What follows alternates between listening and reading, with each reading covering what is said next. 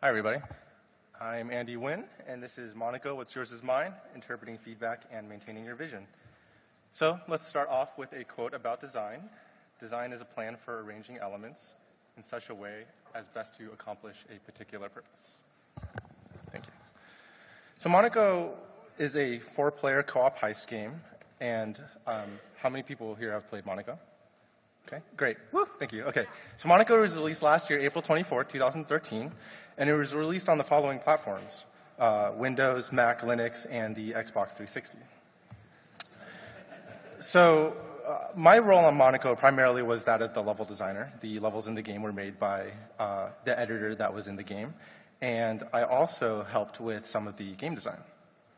For the purposes of this talk, though, I will primarily talk about my interaction with the community during the beta testing period of Monaco. So one day, I had the best idea ever. I was going to wear that, which is a 40-pound vest, and I was going to wear it while playing video games. And if I played video games for 8 hours a day and wearing the vest, in my head, this is what would happen to me, right? So it made a lot of sense. So the first thing I did was I wanted to tell people about this idea because it's so brilliant. And the first feedback I got was, that's the worst idea I've ever heard. You're going to injure yourself. And you're the most retarded person I've ever met. So this was devastating to me.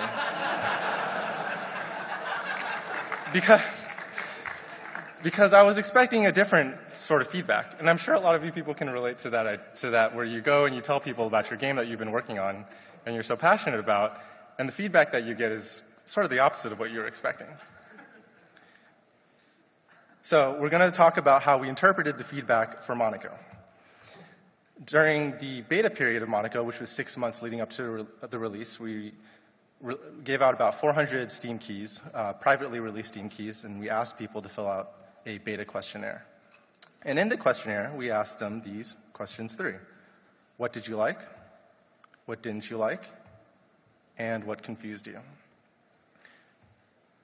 So here are 3 of the most common feedback that we got from that survey. They didn't like the line of sight mechanic. In Monaco, there's real-time line of sighting. Anything that is a wall or a door, you can't see past, and if you turn the corner, the line of sight will fan open so you can see it. And when we asked people why they didn't like this mechanic, they said that they wanted to plan more. In fact, one of the feature requests that we got early on was the ability to view the entire map without any fog of war, any line of sight from above, and you can observe everything and then plan your route and execute it. And when I think about that, it reminds me of sort of the idea of traditional stealth and what traditional stealth means to people.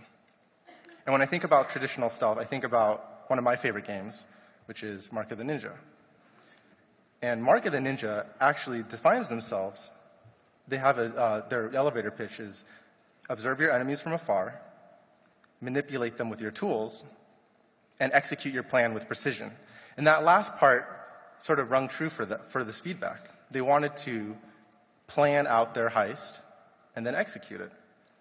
And while Monaco and Mark of the Ninja feature line of sighting, Mark of the Ninja is able to achieve this ability to observe your enemies by having vantage points, or hiding in a vent and then peeking your eyes out, or hiding in a closet and being able to see things. And in Monaco, the line of sight is much more literal. A wall you cannot see through. And if you can see a guard, they can, in effect, see you. The second feedback that we got was that people didn't like the random AI. In Monaco, the guards will pick 5 patrol points and then walk those, and then pick 5 other pathable patrol points and then walk those ones. And so what this ended as the unpredictable guard behavior. And people, in effect, wanted AI patterns. And when I thought about AI patterns, it reminded me of Metal Gear, and this is Shadow Moses. That guard is going to walk back and forth on that catwalk in a timed, programmed manner. And what that allows players to do is, when you think about the traditional stealth definition again, is you can observe this pattern, and you'll keep doing it over and over again, and you time your approach such that you can infiltrate the facility without him seeing you. It sort of lends itself to this idea that the game can be solved. It's like a puzzle game, right? You understand these guard patterns, and then you plan your approach accordingly.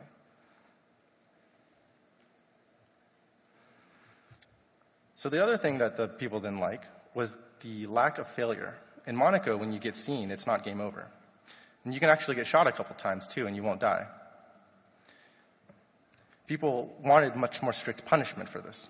They wanted it, as soon as they got seen, to be, this idea of a glass cannon, that you can take out guards instantly, but they can also take you out, so you have to be very, very stealthy. By reinforcing the failure of being seen, we sort of traditional stealth games, mandate stealth. And when I thought about the idea of mandatory stealth and this idea of strict punishment, it reminded me of Splinter Cell. And people often actually ask for the ability to ghost Monaco.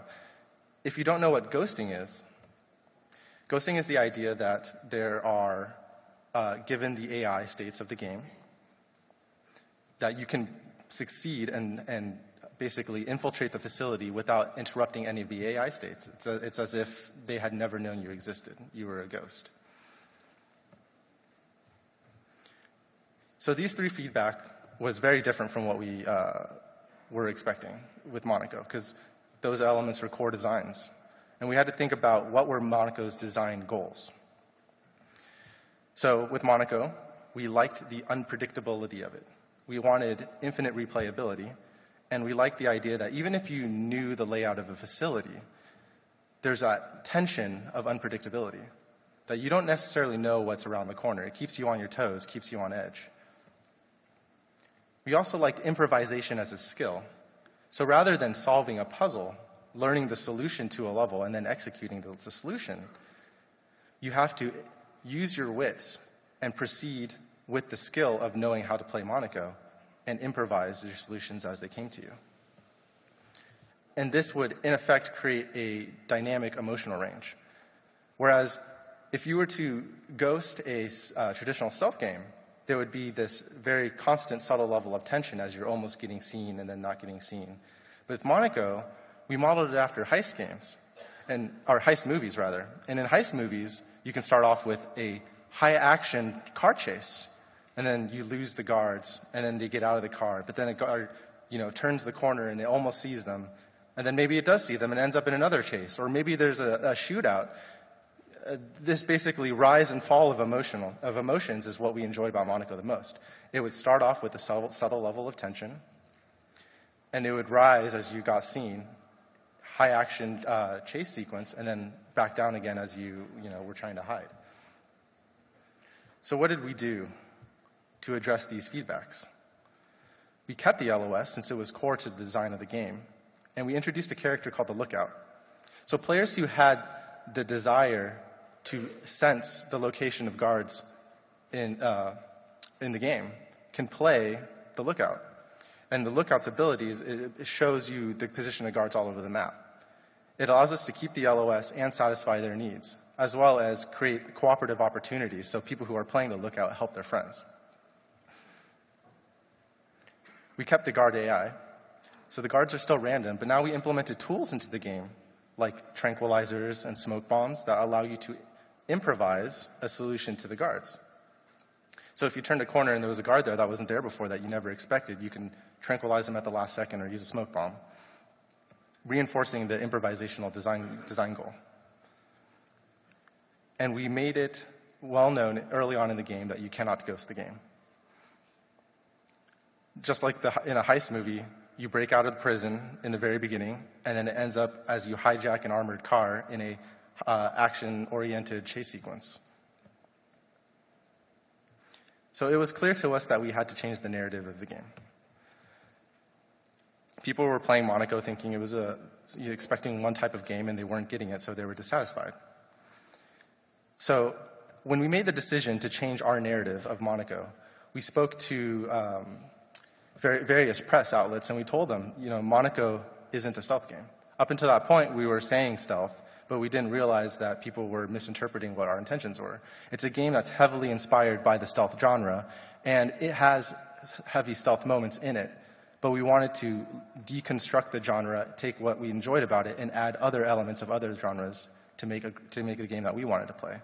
When we talked to press, we told them it's not a stealth game, and why we felt like it's still fun despite not being a stealth game. So you don't have to take my word for it. Here are 3 other industry examples of people who have interpreted feedback in a different way. Journey. Last year, Genova Chen talked at DICE about Journey during its testing period. In the very early stages, Journey had friend invites, and this is a logical conclusion of a game that has multiplayer. You can invite your friend, and that creates virality, so you can sell more copies, increase the exposure of the game. And with friend invites, the feedback that they got was, I want to talk with my friend. And this makes sense. If you invite your friend into a game and you can't chat with them, that's not a very fun cooperative experience.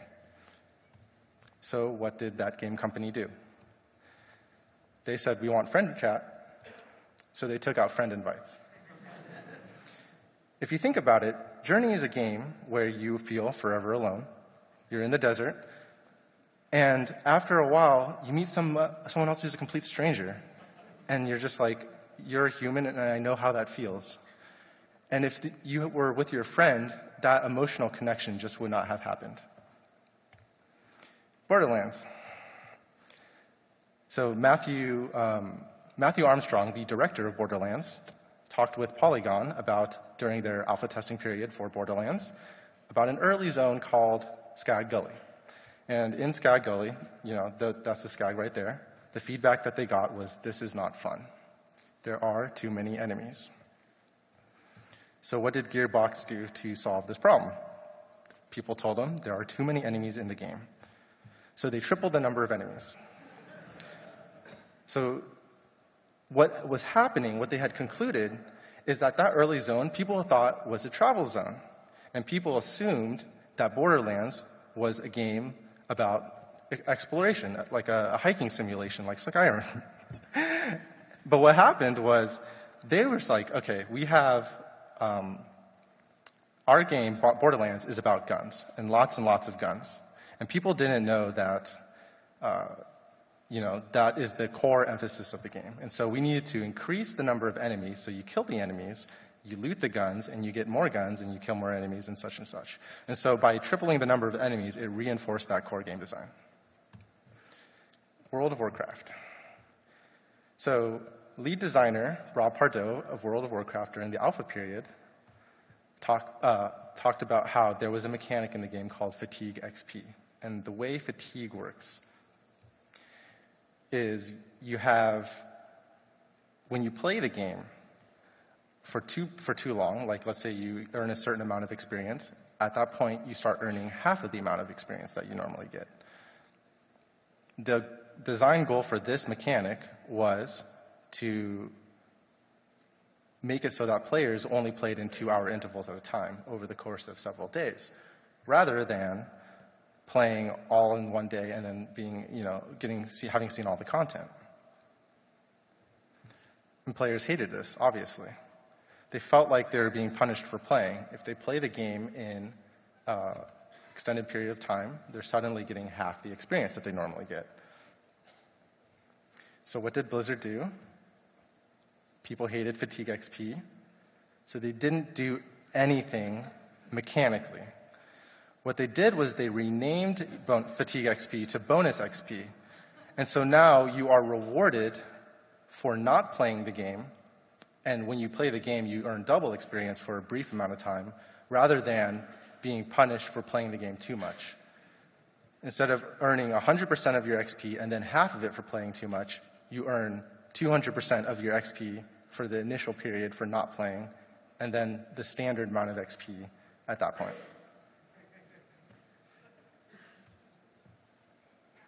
So does it make people angry when they give you feedback and you essentially do the opposite or outright ignore them?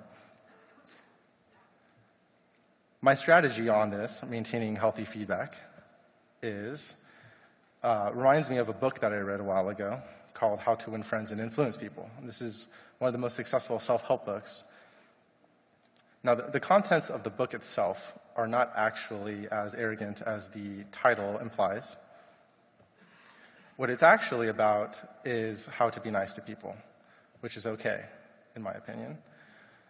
And one of the things inside the book that I felt resonated with me the most was a feeling of importance.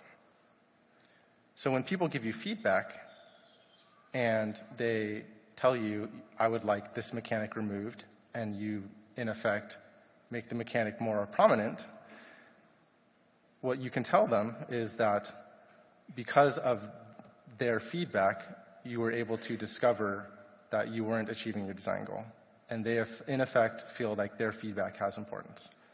The alternative would be that you don't tell them anything and they no longer give you feedback, which doesn't help. And if I didn't do this, then I wouldn't be able to have so many people help us in our community. We have several different people who've voluntarily come to us to help us with technical support, running tournaments for the speedrun tournaments, speedrun community, map making. All of these things are things that people have done for us because they love us, and I cannot express how grateful I am for that. So here's the big takeaway of the talk, okay? Okay, so here's the big takeaway. Games as a conduit, the idea of games as a conduit.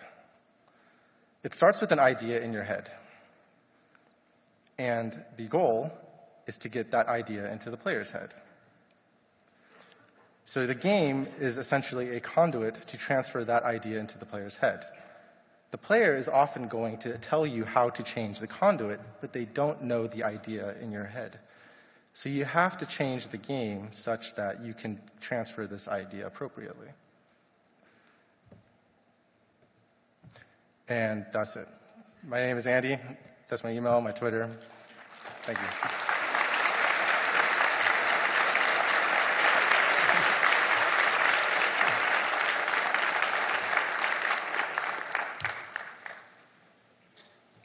Questions?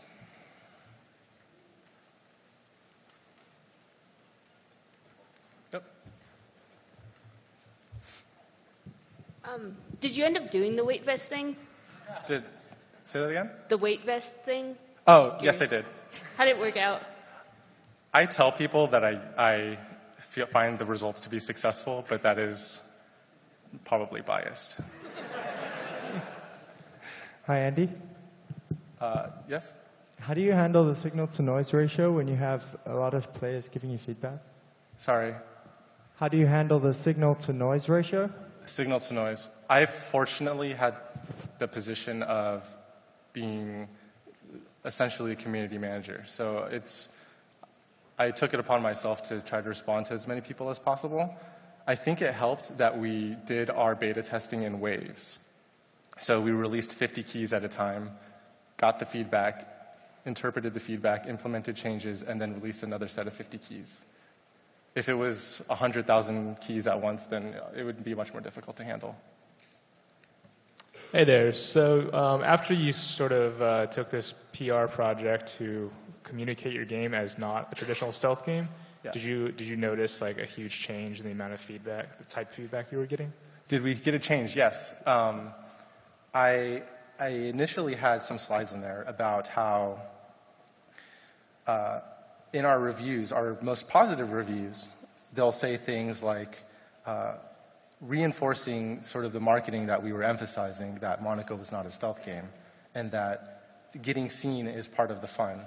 So maybe, I don't want to misquote, but for example, let's say one of the reviews would say, everything was going great in my 4-player game, and then one person got seen, and everything went to hell, and we all wiped, and that was fun.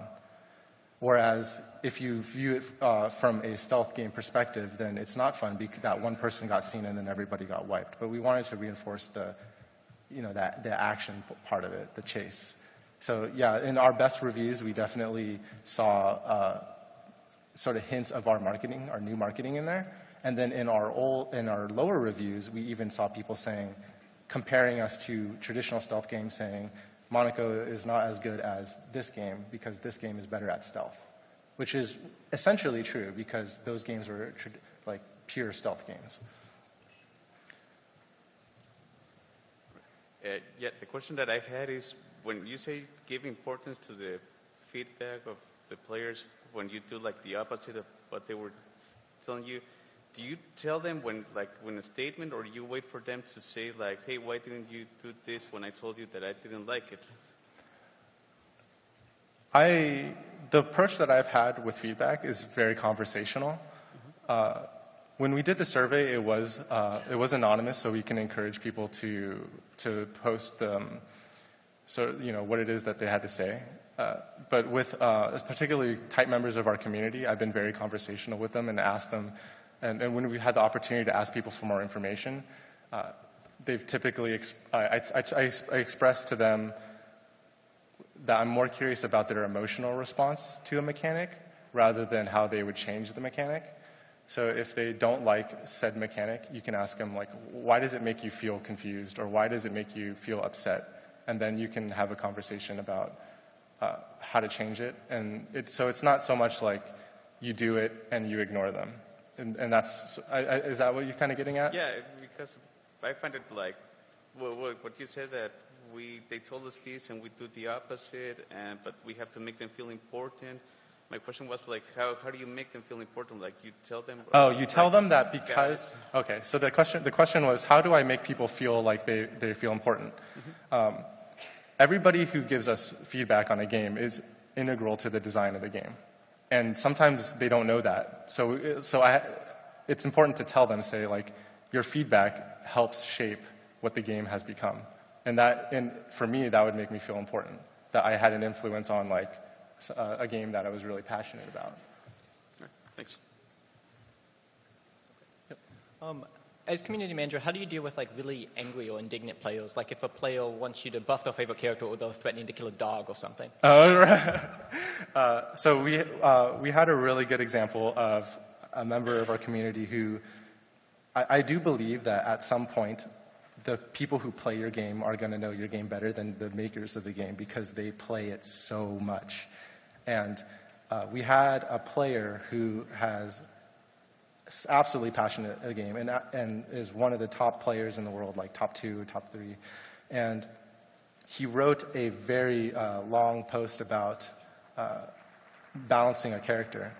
And at that point, we took that feedback literally because we didn't do necessarily the changes that were suggested, but we did changes in that direction because it resonated with the community so much. I think that sort of feedback is a little different than first impression feedback, because that feedback was through hours and hours of hundreds of hours of playing the game, whereas a lot of feedback that we got during beta testing was within three or less hours in the game. And so that feedback is, you got to interpret that a little differently than essentially a pro player's feedback on the game. Oh, yep. Hi. So it sounds like you got a lot of great feedback from your beta players. How did you go and attract engaged beta players to begin with? How did we attract beta players? Okay, that's actually a really good point. We used the beta period to gain more press for the game. So we approached, Rock Paper Shotgun or Joystick or Destructoid, whoever we thought was going to be interested in covering the game. And we said that we are initiating a closed beta period, and we have 20 keys or so to give out randomly among people who comment in your article. It's a win-win situation for everybody because the publication gets people commenting on their threads, makes it for an active community. We get beta testers, and we get people knowing about our game, and people who want to play our game get to find a way to play our game. Thank you. That's very helpful. Okay. Yes. So this might be a afterglow room question or whatever. Yeah. This was great. These were really awesome concrete examples. I was wondering though, when you had a problem with people that were like, oh, I got seen, I don't want to get seen, and it sounded like the solution to that was, well, we're going to publicly message that the game is about getting seen.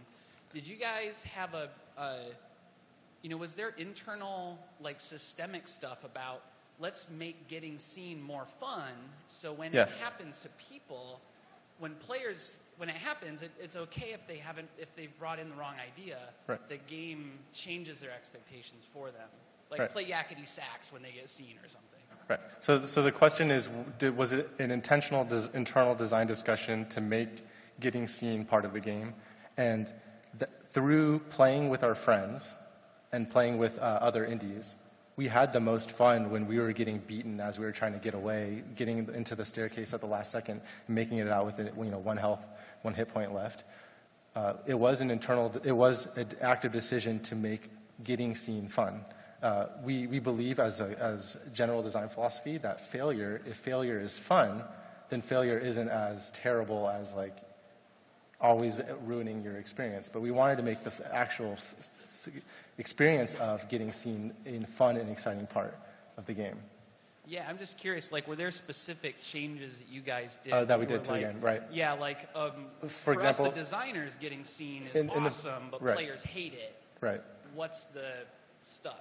So some of the design changes that we did, I think very early on in the game, the game was substantially harder. If you got seen, you would die. It would take a couple shots from the guard and then you would die. Whereas now you can get seen and make it out with your life, and we implement health kits so that even though you got seen and shot, you can restore your health and you're essentially starting over again. Hello, Andy. So you guys, one of the first DLCs you released was, I believe, the enhanced mode for Monaco. So how does that fit into the feedback you received during the beta testing, where now you made the game easier and changed a lot of the level layouts and so on? Is that just a natural progress of how the game is released? There's a certain mindset that's there, and then once you get a more public reaction, you could adjust according to that feedback? How does that work? So are you asking why we did the enhanced mode? In the sense, I guess, why does enhanced mode exist? Why does it as not as the beginning part of Monaco? Like, the beta feedback gave you enhanced mode from the start rather than enhanced mode coming out of after public. Our total beta count was somewhere between 300 to 400 people, and in the grand scheme of things, with like several 100,000 people having played the game, it's a different level of feedback. And when we looked at comments and critical reviews of the game, it was clear that the learning curve for the game was much different, as well as the actual amount of time being spent on the level, playing the game. So we part of the reason why we did the enhanced mode was to address the learning curve, as well as consolidate a lot of the really good parts of the game, so that people who had shorter time gameplay sessions could experience most of it. So another question. Oh no, we don't have time. That's the last question. Okay. Yeah. Last question. Go ahead. When you get the feedback that is totally in a different direction, that you don't want your game to go into that direction, you totally disagree with the feedback, how do you answer that without making the audience lose their interest in your game when they are anticipating in giving you feedback, but you totally disagree with it? How do you answer to that? How do you make the people not lose their interest? Make people not lose interest. So the question is, how do we keep people's interest through the feedback process? When their feedback is totally not something that you want your game to go into that direction. Right. I have been fortunate enough to be able to maintain relationships with people in our community by having casual conversation with them. So to me, it's more than just using them for beta feedback, but actually just asking them about things in general. Also being a fan and also being somebody who plays games. A lot of our current community are involved because of how they care about us as people rather than the game itself. I would encourage, if there's somebody who is part of your community, to treasure their relationship with you. Thank you.